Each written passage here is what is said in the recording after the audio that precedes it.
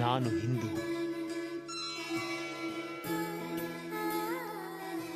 ನಮ್ಮ ಸಂಸ್ಕೃತಿ ನಮ್ಮ ಹೆಮ್ಮೆ.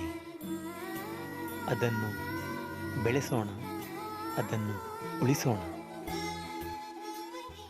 ಸತ್ಯರೂಪ ಸದಾಚಾರ ಸತ್ಯಧರ್ಮಪರಾಯಣ ಸತ್ಯಾಶ್ರಯ ಪರೋಕ್ಷಾಯ ದತ್ತಾತ್ರೇಯ ನಮೋಸ್ತುತೆ.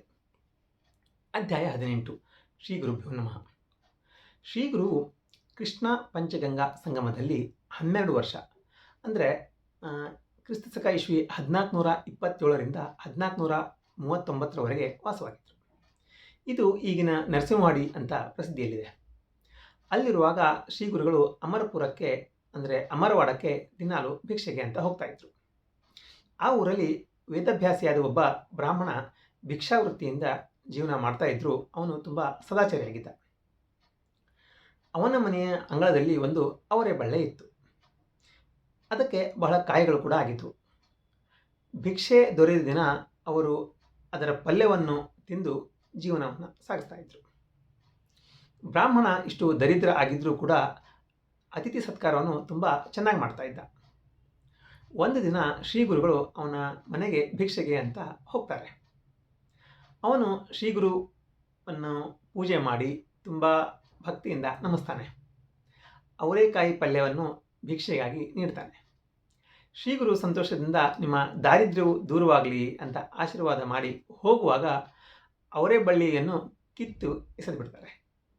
ಆಗ ಆ ಬ್ರಾಹ್ಮಣನ ಹೆಂಡತಿ ದುಃಖದಿಂದ, ನಾವು ಆ ಯತಿಗೆ ಏನು ಉಪದ್ರವ ಕೊಟ್ಟಿದ್ವಿ, ಅವರು ನಮ್ಮ ಅನ್ನವನ್ನೇ ಕಸ್ಕೊಂಡು ಹೋದ್ರಲ್ಲ, ನಾವು ಎಷ್ಟು ದೈವಹೀನರು ಅಂತ ನುಡಿತಾರೆ. ಆಗ ಅವಳ ಪತಿ ಹೇಳ್ತಾನೆ, ಎಲೆ ಸತಿಯೇ, ಸುಮ್ಮನೆ ಏಕೆ ದುಃಖ ಮಾಡ್ತೀಯಾ? ಈ ಜಗತ್ತೇ ಈಶ್ವರನ ಅಧೀನದಲ್ಲಿರುತ್ತೆ. ಹುಟ್ಟಿಸಿದ ದೇವರು ಹುಲ್ಲು ಮೇಯಿಸೋದಿಲ್ಲ. ಪರಮೇಶ್ವರನ ಮುಂದೆ ಎಲ್ಲರೂ ಸರಿಸಮಾನರೇ. ನಮ್ಮ ಪ್ರಾರಬ್ಧ ಕರ್ಮದಂತೆ ಫಲ ದೊರೆಯುತ್ತೆ. ಕಾರಣ ಎರಡನೆಯವರನ್ನು ದೂಷಿಸುವುದು ನಮ್ಮ ಮೂರ್ಖತನ. ನಮ್ಮ ಅನ್ನವನ್ನು ಕಸಿದುಕೊಂಡು ಹೋದರು ಅಂತ ಅವ್ರನ್ನ ನಿಂದಿಸಬೇಡ. ಆತ ನಿಜವಾಗಿಯೂ ನಮ್ಮ ಉದ್ಧಾರಕ್ಕಾಗಿಯೇ ನಮ್ಮ ಮನೆಗೆ ಭಿಕ್ಷೆಗೆ ಬಂದಿದ್ರು ಅಂತ ತಿಳ್ಕೊ. ಆತ ನಮ್ಮ ದಾರಿದ್ರ್ಯವನ್ನೆಲ್ಲ ತೆಗೆದುಕೊಂಡು ಹೋದ ಅಂತ ತಿಳಿ ಅಂತ ತನ್ನ ಹೆಂಡತಿಗೆ ವಿವೇಕದ ಮಾತುಗಳನ್ನು ಹೇಳ್ತಾನೆ. ಆಗ ಬ್ರಾಹ್ಮಣನು ಆ ಬಳ್ಳಿಯ ಬೇರನ್ನು ತೆಗೆಯಲು ಹೋದಾಗ ಆತನಿಗೆ ಅಲ್ಲಿ ದ್ರವ್ಯ ತುಂಬಿದ ಒಂದು ಕೊಡ ಸಿಗುತ್ತೆ. ಆಗ ಅದನ್ನು ಒಳಗೆ ತಗೊಂಡು ತನ್ನ ಹೆಂಡತಿಗೆ ತೋರಿಸ್ತಾನೆ. ಮತ್ತು ಯತೀಶ್ವರರು ಪ್ರಸನ್ನ ಆಗಿದ್ದರಿಂದಲೇ ಬಳ್ಳಿಯನ್ನು ಕಿತ್ತಿ ಒಗೆದ್ರು ಹೋದರು. ಈ ಯೋಗೀಶ್ವರ ಮನುಷ್ಯ ಅಲ್ಲ, ಆತನ ಅನುಗ್ರಹದಿಂದ ನಮಗೆ ನಿಧಿ ಸಿಕ್ತು ಅಂತ ಹೇಳಿ ಅವಳನ್ನು ಕರೆದುಕೊಂಡು ಸಂಗಮಕ್ಕೆ ಹೋಗ್ತಾನೆ. ಶ್ರೀ ಗುರುಗಳು ಅವರ ಹತ್ತಿರ ಹೋಗಿ ಎಲ್ಲ ಸಂಗತಿಯನ್ನು ಹೇಳ್ತಾನೆ ಮತ್ತು ಅವರಿಗೆ ಭಕ್ತಿಯಿಂದ ಪೂಜೆಯನ್ನು ಕೂಡ ಮಾಡ್ತಾನೆ.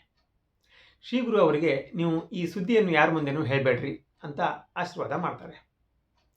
ಈ ರೀತಿಯಲ್ಲಿ ಶ್ರೀ ಗುರುವಿನ ದರ್ಶನದಿಂದ ಆ ಬ್ರಾಹ್ಮಣನ ಬಡತನವು ನಾಶವಾಗಿ ಸಂಪದ್ಭರಿತನಾಗ್ತಾನೆ ಎನ್ನುವಲ್ಲಿಗೆ ಶ್ರೀ ಗುರುಚರಿತ್ರೆಯ 18ನೇ ಅಧ್ಯಾಯವು ಸಮಾಪ್ತಿಯಾಯಿತು. ಶ್ರೀ ಗುರುಭ್ಯೋ ನಮಃ.